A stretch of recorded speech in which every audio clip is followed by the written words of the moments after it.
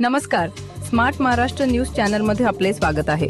आगामी स्थानिक स्वराज्य संस्थांच्या निवडणुकांच्या तोंडावर सोलापूर जिल्ह्याच्या राजकारणात मोठा भूकंप होण्याची चिन्हे आहेत। राष्ट्रवादी काँग्रेस, शरद पवार गट पक्षाला सोलापूर जिल्ह्यात जोरदार धक्का बसणार असून पक्षाचे निष्ठावान मानले जाणारे माजी आमदार बबनदादा शिंदे हे आपल्या दोन्ही मुलांसह भाजपमध्ये प्रवेश करणार असल्याची माहिती समोर येत आहे। त्यांच्यासोबतच माजी आमदार राजन पाटील आणि दिलीप माने हे देखील भाजपमध्ये सामील होणार असल्याने राष्ट्रवादीच्या गोटात मोठी अस्वस्थता पसरली आहे।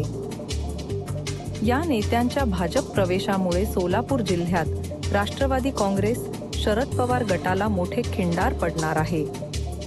विशेषतः शरद पवार गटाला हा मोठा धक्का मानला जात आहे।